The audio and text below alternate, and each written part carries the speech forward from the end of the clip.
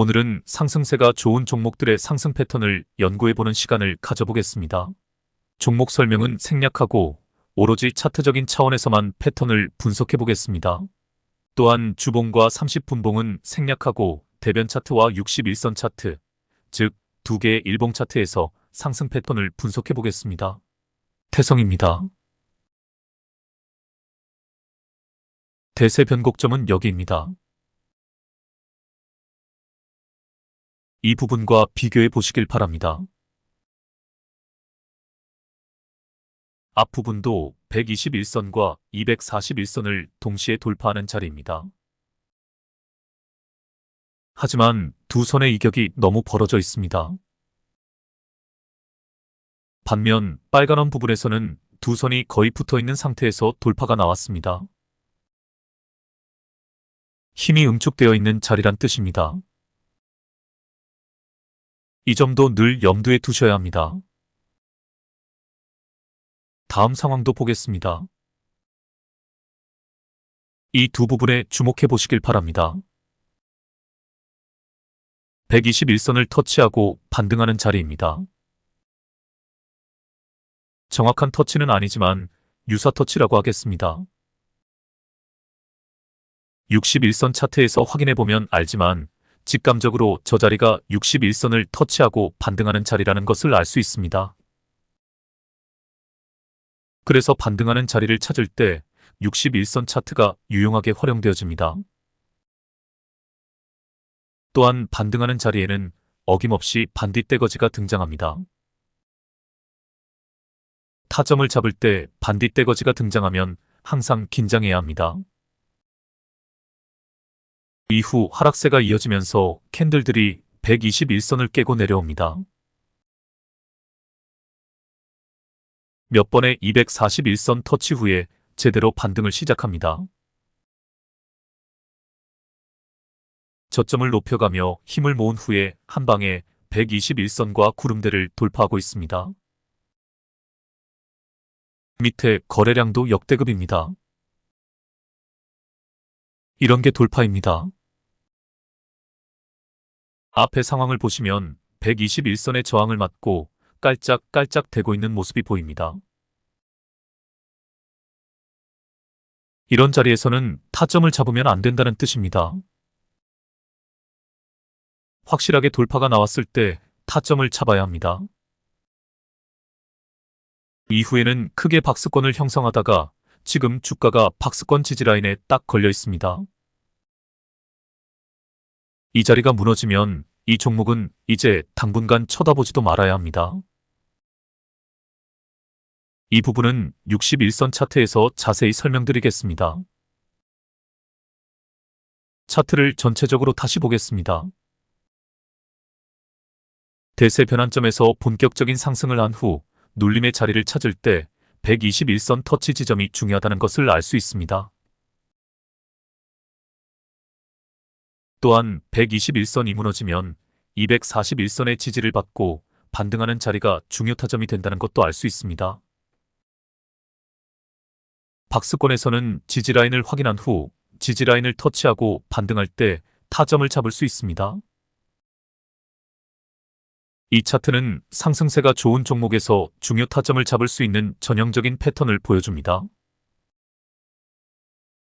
복습하시면서 본인 차트에서 이 차트를 가지고 타점 잡는 공부를 다시 해보시길 바랍니다. 이제 61선 차트로 가보겠습니다. 이 차트에서 최초 타점을 잡아보시길 바랍니다. 여기입니다. 대변 차트에서 보았던 대세 변곡점은 여기입니다. 확실하게 최초 상승 지점보다는 대세 변곡점이 훨씬 더 좋은 타점임을 알 수 있습니다. 제가 공중 부양선을 지우고 차트를 조금 줄여보겠습니다. 공중 부양선에 의지하지 않고 61선을 이용해 타점을 잡는다고 가정을 해보겠습니다. 잠수 후에 수면 위로 캔들이 올라설 때 좋은 타점이 됩니다. 61선 매매법의 핵심은 잠수 후 반등하는 자리와 61선 돌파 자리, 그리고 61선 터치 자리입니다.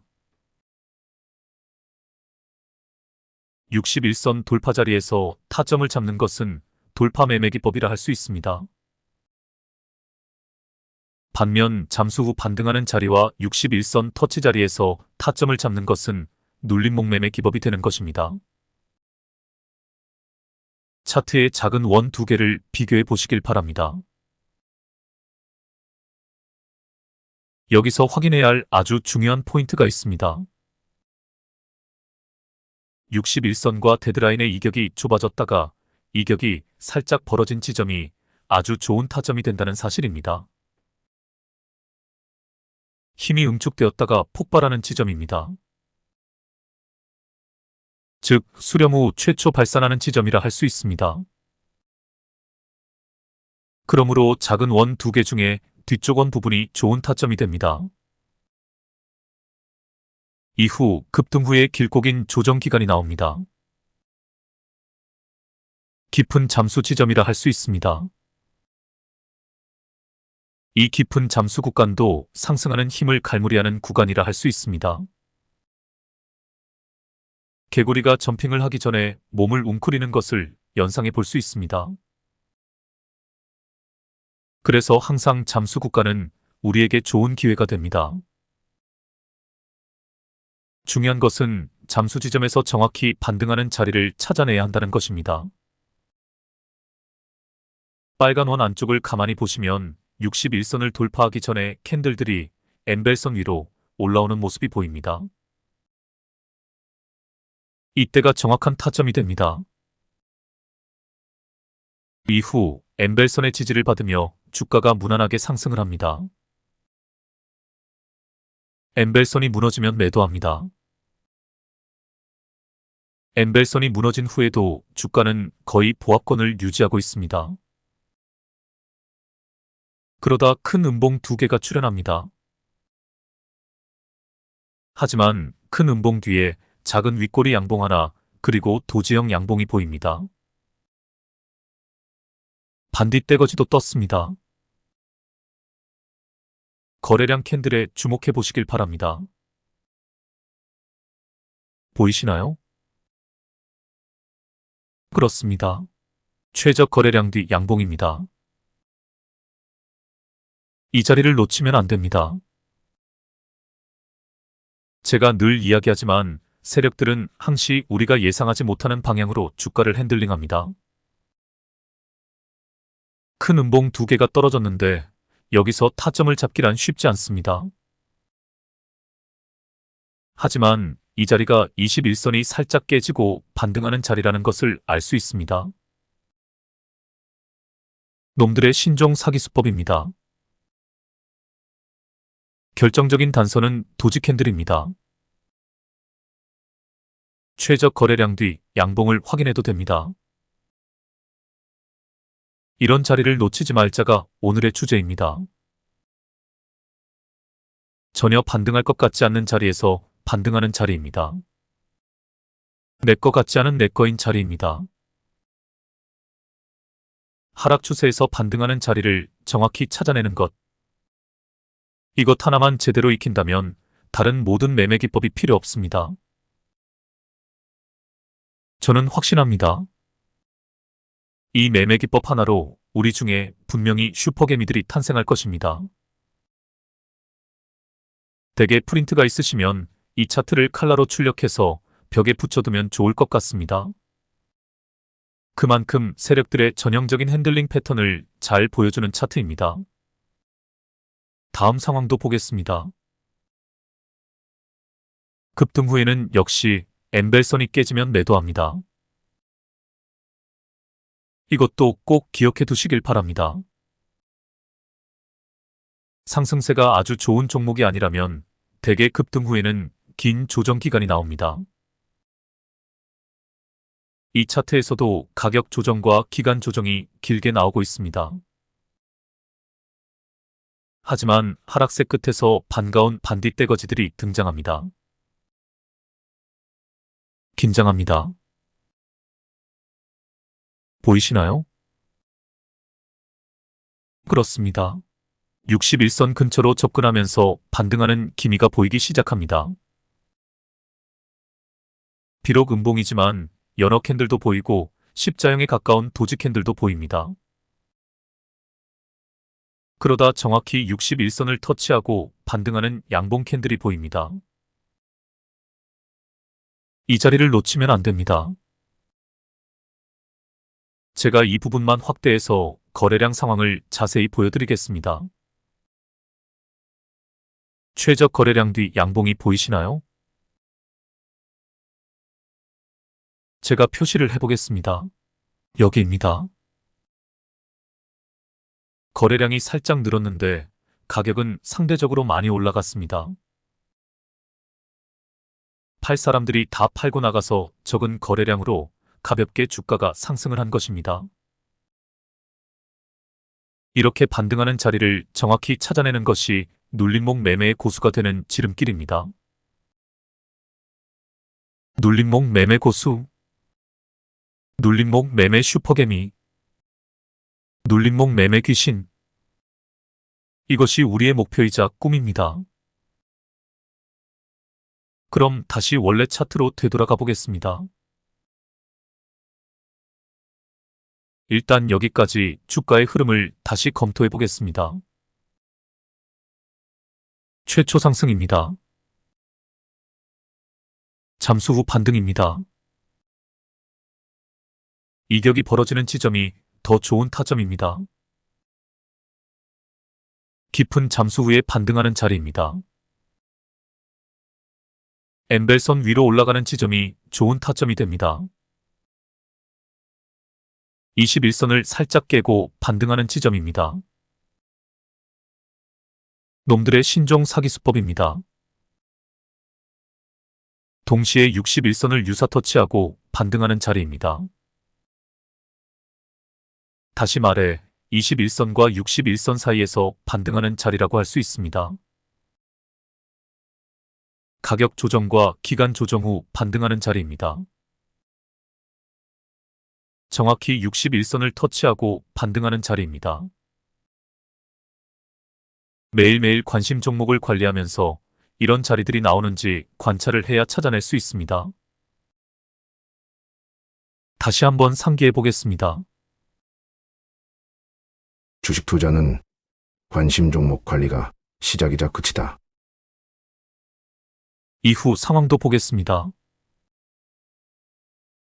이제 길고 긴 침체기에 빠져듭니다. 1차 상승이 끝나고 2차 상승을 기다려야 하는 상황입니다. 데드라인 근처까지 내려옵니다. 61선과 데드라인의 이격이 좁아지고 있습니다. 데드라인을 터치하고 장대 양봉이 출현합니다. 반등을 알리는 신호탄이라 할 수 있습니다. 하지만 다시 조정이 나옵니다. 놀랍게도 데드라인을 터치하고 반등합니다. 이 부분을 자세히 살펴보겠습니다.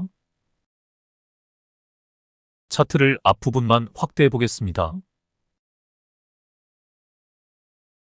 데드라인을 터치하고 반등하는 부분에 주목해 보시길 바랍니다. 첫 장대 양봉 후에 조정이 나왔습니다. 조정의 끝부분을 유심히 살펴보시길 바랍니다. 장대 음봉 뒤에 작은 음봉 2개가 보입니다. 일단 음봉의 크기가 급격히 줄었다는 것이 눈에 들어옵니다. 데드라인을 터치한 음봉이 도지형 음봉입니다. 밑에 거래량 캔들도 보겠습니다. 제가 선을 그어 보겠습니다. 정확히 최저 거래량 뒤 양봉입니다. 이럴 때 예측샷이 들어가는 것입니다.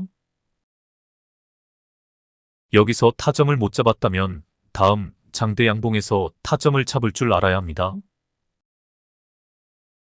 제가 공중 부양선을 다시 가져와 보겠습니다. 저 장대 양봉이 이 차트에서 가장 의미 있는 양봉입니다. 61선과 데드라인의 이격이 좁아진 지점에서 61선을 돌파하는 양봉입니다. 긴 하락 추세 끝에 데드라인을 터치하고 반등하는 양봉입니다. 공중 부양선의 지지를 받은 후에 골파기 지점에서 나온 양봉입니다. 2차 상승이 시작된 황금 타점입니다. 이런 자리를 놓치지 말자 제 지론입니다. 제 매매 기법의 핵심 포인트입니다. 매도 타점은 그냥 눈에 보입니다. 공중 부양선 안쪽으로 캔들이 들어설 때 매도합니다. 이후 상황을 전체적으로 보면 박스권이 형성되어 있는 것이 보입니다. 제가 박스권의 지지선을 그어보겠습니다. 오늘 정확히 지지선에서 반등하는 캔들이 등장을 했습니다. 저 지지라인이 무너지면 당분간 이 종목은 쳐다보지도 말아야 합니다. 아주 강력한 지지선이 무너졌기에 줄줄 흘러버리는 일만 남았습니다.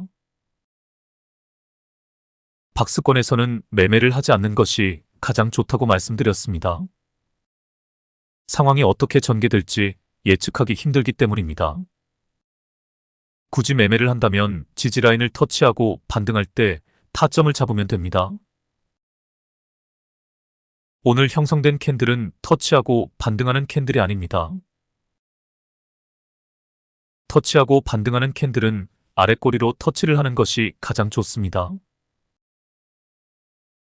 오늘 형성된 캔들은 윗꼬리가 긴 영망치형 캔들입니다. 상승하려다 매도세에 속절없이 밀려버린 캔들입니다. 위험한 캔들입니다. 망치형 캔들은 치고 올라가는 힘이 강하다는 뜻이고 영망치형 캔들은 내리누르는 힘이 강하다는 뜻입니다. 조심스럽게 다음 상황을 지켜보아야 합니다. 관심 종목에 넣어두고 관찰해 보시길 바랍니다. 다음 종목으로 가보겠습니다. 현대로템입니다. 이 부분에 주목해 보시길 바랍니다. 두 선을 뚫어주는 지점이 나왔지만 더 치고 가지 못하고 밑으로 흘러내립니다. 두 선의 이격이 많이 벌어져서 힘이 응축되지 못한 결과입니다. 대신 다시 저점에서 힘을 응축하고 나서 급반등해서 두 선을 힘있게 뚫어주고 있습니다. 돌파하는 힘이 확실히 앞부분과는 다릅니다. 대세 변곡점입니다. 이제 이 부분에 주목해 보시길 바랍니다. 정확히 121선을 터치하고 반등하고 있습니다. 이제 이 부분에 주목해 보시길 바랍니다. 121선이 깨어지자 241선을 터치하고 반등하는 자리입니다. 이제 이 부분에 주목해 보시길 바랍니다. 엄청난 반딧대거리들이 등장합니다. 이 부분은 61선 차트에서 자세히 살펴보겠습니다. 이제 이 부분에 주목해 보시길 바랍니다. 제가 선을 하나 불러오겠습니다. 481선입니다. 481선을 깨고 내려온 주가가 481선을 회복하자 481선의 지지를 받으며 상승을 하고 있습니다. 이제 이 부분에 주목해 보시길 바랍니다.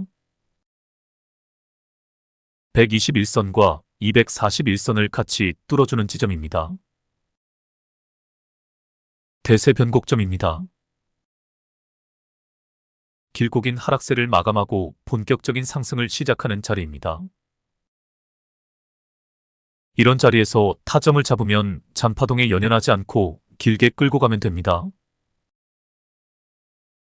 보시다시피 급등이 나올 수밖에 없는 자리입니다. 그동안 힘을 비축했기 때문입니다. 파동에너지 이론에 의하면 조정을 받는 하락 추세가 길면 길수록 본격적인 상승이 시작되었을 때 반등하는 힘이 더 세어진다고 합니다. 그만큼 오랫동안 힘을 축적했기에 이런 결과가 나오는 것입니다. 다른 식으로 해석해보면 길게 존버하던 개미들이 다 빠져나가고 이 주식을 절대 팔 의사가 없는 사람들만 남았기에 악성 매물이 자연스럽게 소진되었다고 볼 수 있습니다. 여하튼 이런 자리를 놓치면 안 됩니다. 차트 앞부분부터 다시 스캔을 해보겠습니다. 최초 상승 지점에서 타점을 잡았다고 가정하겠습니다. 엠벨선이 깨지지 않기에 쭉 끌고 갑니다. 엠벨선이 깨지면 매도합니다. 2차 타점은 정확히 121선을 터치하고 반등하는 자리입니다. 3차 타점은 241선을 터치하고 반등하는 자리입니다. 4차 타점은 딱 봐도 61선 근처에서 반등하는 자리입니다. 이 부분은 61선 차트에서 확인해 보겠습니다. 5차 타점은 481선 근처에서 반등하는 자리입니다. 하락세가 길어질 때는 이렇게 481선 근처에서 반등한다는 것을 알 수 있습니다. 하락세가 길어질 때는 이렇게 기약이 없어지는 것이 주식입니다. 이 종목의 주가는 장장 5개월 동안 하락 추세를 이어오다가 반등을 한 것입니다. 그러나 다음 상황을 보면 알지만 상승세를 타면 또 무섭게 올라갑니다. 이게 주식입니다. 그래서 우리에게는 상승세를 제대로 탄 주식을 골라내는 안목이 필요합니다. 6차 타점이 바로 그 자리입니다. 대세 전환점입니다. 이 자리를 놓치지 말아야 합니다. 이 자리를 찾아내는 안목이 필요합니다. 우리가 종목 공부를 하고 시황을 분석하고 차트를 연구해야 하는 이유가 여기에 있습니다. 이 자리를 찾아내기 위해서는 관심 종목 관리가 필수입니다. 저는 욕심이 많아 300종목이나 관리하고 있습니다. 정신이 어지럽습니다. 그렇게 하지 마시고 여러분은 딱 자신이 관리할 수 있는 범위 내에서 조금씩 그 범위를 확대해 보시길 바랍니다. 이제 61선 차트로 가보겠습니다. 공중부양선을 지워보겠습니다. 최초 상승 지점부터 보겠습니다. 여기입니다. 이후 잠수가 3번 나옵니다. 61선과 데드라인의 이격이 조금씩 벌어지기 시작합니다. 여기가 황금 타점입니다. 데드라인에서 반등하는 자리이면서 61선을 강하게 뚫어주는 자리입니다. 동시에 이격이 살짝 벌어지기 시작한 지점입니다. 이 그림을 잘 기억해 두시길 바랍니다. 이 차트에서 뒷부분이 없다고 가정하겠습니다. 제가 차트를 잘라 보여드리겠습니다. 요런 그림이 됩니다. 최초 상승이 나오고 나서 잠수 후 반등, 그리고 다시 잠수 후에 반등하는 자리입니다. 보시다시피 이격이 약간 벌어진 지점입니다. 다음 그림을 보여드리겠습니다. 여기서 제일 중요한 캔들이 무엇일까요? 바로 이 캔들입니다. 61선을 돌파하는 캔들입니다. 엠벨선 위로 올라선 캔들입니다. 앞서 2번의 잠수 후에 힘을 모아 폭발하기 직전의 캔들입니다. 밑에 두 보조지표에서도 상승 반전의 신호가 나온 캔들입니다. 차트를 자꾸 보고 연구하다 보면 이런 것들이 저절로 눈에 들어옵니다. 저는 스승도 없이 독학으로 여기까지 왔습니다. 저는 지금도 하루에 몇십 개의 차트를 이렇게 연구를 합니다. 여러분도 저처럼 차트를 세밀하게 연구를 하셔야 합니다. 왜 여기서 급등이 나온 거지? 왜 여기서 급락이 나온 거지? 왜 여기서 돌파가 나온 거지? 왜 여기서 반등이 나온 거지? 의문을 갖고 자꾸 들여다보고 나름대로 생각을 해보아야 합니다. 인간이 인간인 이유는 생각을 하기 때문입니다. 생각의 힘이야말로 인간이 가진 잠재력의 출발점입니다. 생각하는 힘을 길러야 합니다. 저는 아주 사소한 것에도 의문을 갖고 생각하는 힘을 길러가고 있습니다. 사람들이 왜 돈을 벌려고 하는지 아시나요? 그것에 대해 생각해 보신 적이 있나요? 물론 개인적인 차이는 있지만 궁극적으로는 자신을 과시하고 싶은 겁니다. 애나 어른이나 다 똑같습니다. 저 사람 멋지다. 이 소리를 듣고 싶은 겁니다. 간지나는 시계를 차고 근사한 승용차를 몰고 고향에 내려가 자기 출세했다고 과시하고 싶은 겁니다. 혹은 무시당하고 싶지 않은 겁니다. 과시는 아니더라도 남들이 자신을 깔보는 것이 싫은 겁니다. 이게 돈을 벌고 싶어 하는 사람들의 심리입니다. 현대사회에서 돈은 결국 자존심과 동의어입니다. 지구상의 85%의 사람들 의식이 이 자존심 단계에 머물러 있다고 합니다. 제가 표를 하나 보여드리겠습니다. 표를 유심히 살펴보시길 바랍니다.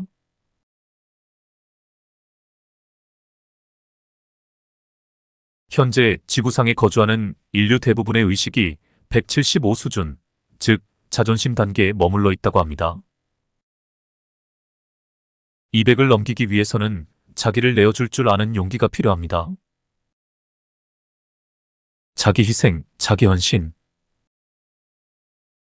이게 진정한 용기입니다.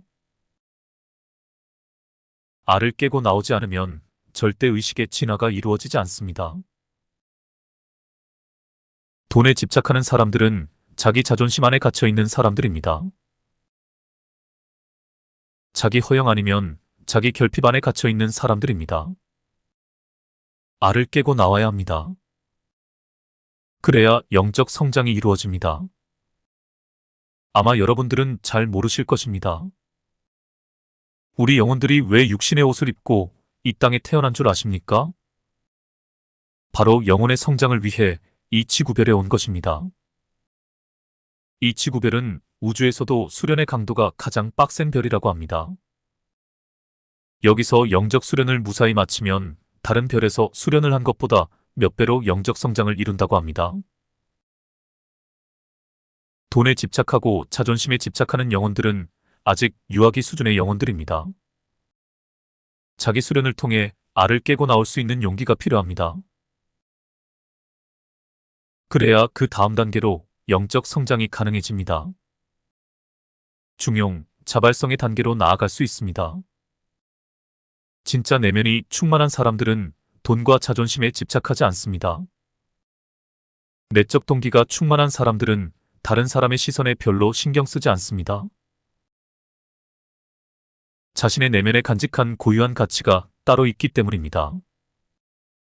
타인의 시선을 의식하는 사람일수록 아직 유아기 영혼일 확률이 높습니다. 여러분들도 각자 내면에 자신만의 고유한 가치를 만들어 보시길 바랍니다.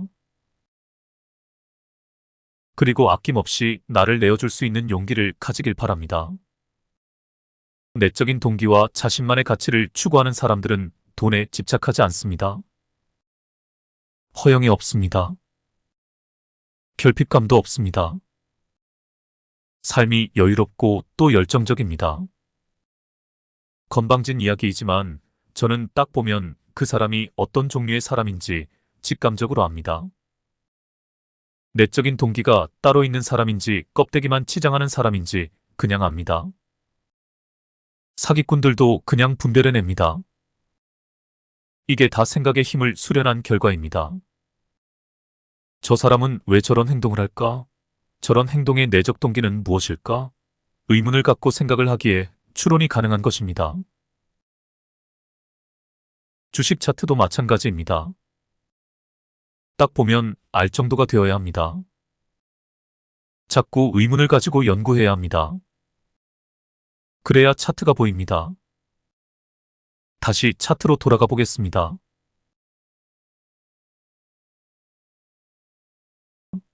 보시다시피 저런 결정적인 캔들이 보이면 의심 없이 진입을 할 줄 알아야 합니다.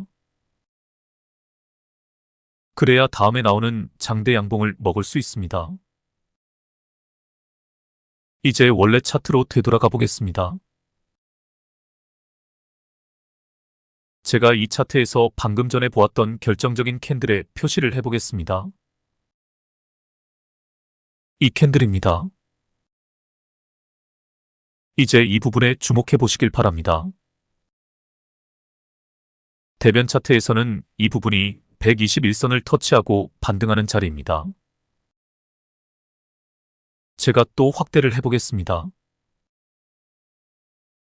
여러분들이 실전에서 만나는 차트는 이 차트입니다. 하락 추세 끝에서 반등의 신호가 나왔나요? 밑에 보조지표에서도 반등의 신호가 없습니다. 물론 반딧대거지는 보입니다. 그럼 121선을 불러와 보는 것입니다. 제가 불러와 보겠습니다. 기가 막히네요. 121선의 지지를 받으며 반등하고 있습니다. 의심이 간다면 좀 더 기다려봅니다. 이 정도면 초등학생도 알 것 같습니다. 이제 상승세로 전환되었다는 것을. 혹은 더 보수적으로 볼 수도 있습니다. 즉, 61선과 데드라인의 이격이 너무 벌어져 있어서 불안할 수 있습니다. 그럼 더 지켜보는 겁니다. 이래도 의심이 갈 수 있습니다. 그럼 더 지켜보는 겁니다. 이래도 상승 반전이 일어나지 않았다고 생각하시나요? 그럴 사람은 없다고 봅니다. 결론적으로 말씀드리겠습니다. 20일 이평선은 20일 가격 변화의 평균값입니다. 60일 이평선은 60일 동안 가격 변동의 평균값을 선으로 나타낸 것입니다. 이런 이평선들이 상방으로 꺾였다는 것은 추세가 반전되었다는 뜻입니다. 가장 단순하지만 가장 확실한 추세 전환의 신호인 것입니다. 또한 이러한 이동평균선을 캔들이 깨지 않고 지지를 받는다는 것은 상승 추세가 이어진다는 뜻입니다. 그러므로 트레이더들이 이평선의 지지를 그렇게 중요한 지표로 사용하는 것입니다. 21선을 살짝 깨는 사기꾼들의 신종수법에 당하지 않으면 장기 이평선일수록 이 지표는 확실한 추세 지표가 됩니다. 이 점을 꼭 기억해 두시길 바랍니다. 다시 큰 차트로 가보겠습니다. 여기서도 121선을 가져와 보겠습니다. 이렇게 필요에 따라 장기 이평선들을 불러와 반등 지점을 이 차트에서도 찾아낼 수 있는 것입니다. 이제 이 부분에 주목해 보시길 바랍니다. 데드라인을 살짝 깨고 반등하는 자리입니다. 데드라인의 수치를 제가 여러 번 수정해 보았는데 지금 이 정도가 딱 좋을 것 같습니다. 이제 241선을 불러와 보겠습니다. 보시다시피 데드라인뿐만 아니라 241선의 지지를 받고 반등하는 자리입니다. 정확한 눌림목 타점입니다. 이제 이 부분에 주목해 보시길 바랍니다. 캔들이 21선 위로 올라서서 21선의 지지를 받으며 상승하고 있습니다. 역시 반등하는 자리가 틀림없습니다. 정리해 보겠습니다. 눌림에서 반등하는 자리를 찾을 때 상황에 맞게 각각의 이평선을 대입해 본다.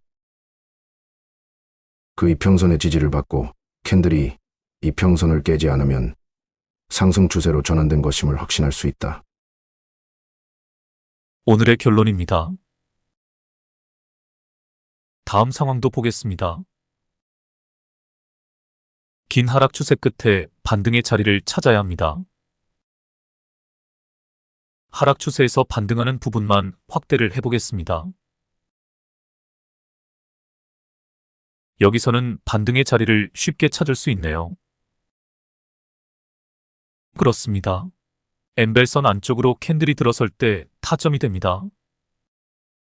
엠벨선도 20일 이동평균선을 기준으로 만들었다고 말씀드렸습니다. 제가 가장 신뢰하는 추세지표라는 말씀도 드렸습니다. 하락 추세에서 엠벨선 안쪽으로 캔들이 들어서면 확실한 반등의 신호가 됩니다. 여기가 타점이 됩니다. 밑에 보조지표도 보겠습니다. 선을 그어 보겠습니다. 정확히 반등의 신호가 나왔습니다.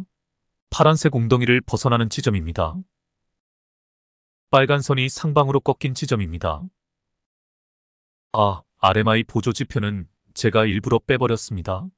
제가 잘 모르는 지표이기에 더 연구한 뒤에 이 지표의 특성에 대해 자세히 말씀드리겠습니다. 여하튼 반등하는 자리를 이런 식으로 찾아낼 수 있습니다. 다시 큰 차트로 가보겠습니다. 이제 황금 맥점을 찾아야 할 차례입니다. 긴 하락 추세 끝에 반등을 시작했습니다. 그러나 아직 본격적인 상승은 나오지 않았습니다. 61선을 돌파하지만 61선의 하락 각도가 가파른 상태에서 돌파가 나왔습니다. 아직 진짜 돌파는 나오지 않았습니다. 어디가 황금 타점일까요? 여기입니다. 61선이 미세하게 상방으로 꺾인 상태에서 61선 돌파가 나온 지점입니다. 여기서 타점을 잡았다고 가정하겠습니다. 이후 61선을 터치하고 반등할 때 추가 매수할 수 있습니다. 또 21선을 살짝 깨고 반등할 때 추가 매수할 수 있습니다. 그러면 보시다시피 저 급격한 상승세를 다 먹을 수 있는 것입니다. 오늘의 주제를 다시 한번 상기해 보겠습니다. 반등의 자리를 찾을 때 상황에 맞는 이평선을 대입해 본다. 이평선의 지지를 받으며 캔들이 상승하고 있다면 틀림없는 반등의 신호가 된다. 오늘은 이것으로 마치겠습니다. 오늘 나온 요점도 매매일지에 잘 정리해 두시고 실전에서 반등의 자리를 찾을 때 잘 활용해 보시길 바랍니다. 그럼 다음에 뵙겠습니다. 편한 밤 되시길 바랍니다.